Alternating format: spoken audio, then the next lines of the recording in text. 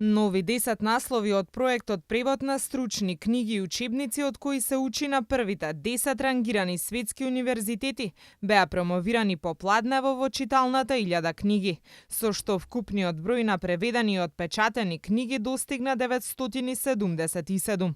Проектот за превод на 1000 книги ќе се надополни со уште 200. Заменик министерот за образование и наука Спиро Ристовски истакна дека целта на овој проект е достапноста до квалитетни учебници на мајчин јазик. Секоја книга која што ја промовираме во рамките на овој проект е внимателно избрана и препорачана од врвните професори и со тоа оваа литература е директно применлива за студентите и истражувачите, бидејќи истата е направена врз основа на селекција со универзитетите.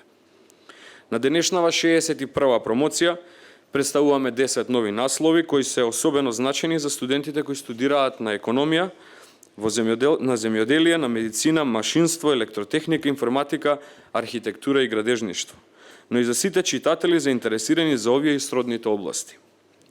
Меѓу имињата на авторите кои ги промовираме денес, како и авторите на останатите досега промовирани книги, преку проектот се наоѓаат еминентни професори од водечките универзитети во светот, кои имаат добиено високи признанија за нивните исклучителни придонеси во науката и образованието.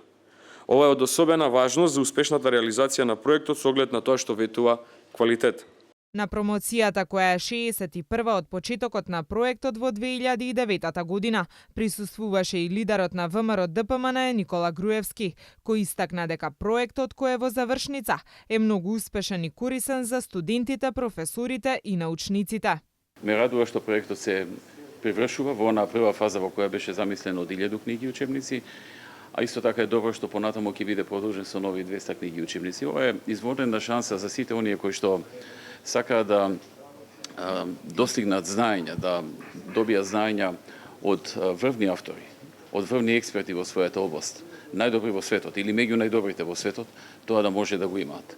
Овие книги се голема предност и за студентите, но и за професорите, за асистентите, научните работници, оние што се на додипломски, но и на постдипломски и докторски студии.